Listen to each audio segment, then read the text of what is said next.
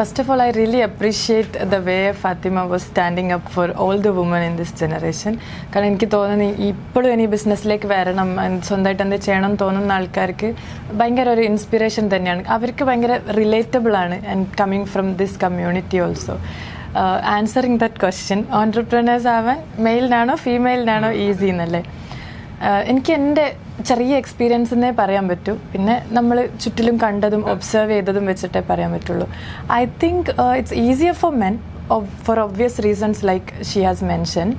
പക്ഷെ ഇപ്പം കുറച്ച് ടൈം മാറുന്നുണ്ട്. ഇപ്പോഴും നമ്മൾ മെന്നാണോ വുമണാണോ നോക്കിയിട്ട് കാര്യമില്ല.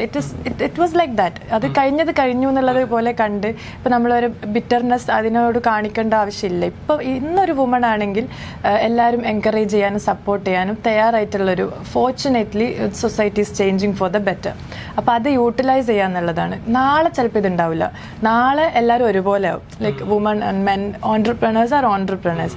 ഇപ്പം സിൻസ് നമ്മളൊരു പുതിയ ഒരു സിലബസ് തുടങ്ങിയ പോലെ പുതിയൊരു സാധനം തുടങ്ങിയതുകൊണ്ട് there will be supporting systems, governments are supporting startups, central and both state. അതൊക്കെ യൂട്ടിലൈസ് ചെയ്യുക എന്നുള്ളതാണ് ആസ് എ വുമൺ ചെയ്യേണ്ടത്. പിന്നെ I started very late. Like ഞാൻ മദർ ആയതിൻ്റെ ശേഷമാണ് സ്റ്റാർട്ട് ചെയ്യുന്നത്. ഞാൻ മനസ്സിലാക്കിയ എന്താണെന്ന് വെച്ചാൽ you can change the rules sometimes. ഒരു സൊസൈറ്റിയുടെ ഞാൻ ആദ്യം നമ്മൾ കേരളം മാത്രമാണല്ലോ നമ്മൾ എക്സ്പോഷർ. അപ്പം നമ്മൾ വിചാരിക്കും ഇവിടെ മാത്രം ഇങ്ങനെ, കാരണം മൂവീസ് ആൻഡ് ഓൾ അതിലൊക്കെ ഗേൾസൊക്കെ ഭയങ്കര സൂപ്പർ പവർ കാര്യങ്ങളൊക്കെയാണ്.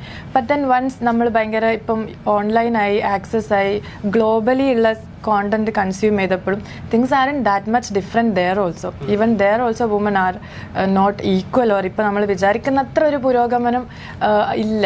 Just because they talk a different language or wear in a different costume, things are in much different behind the scene എന്നുള്ളതും നമുക്ക് മനസ്സിലായി.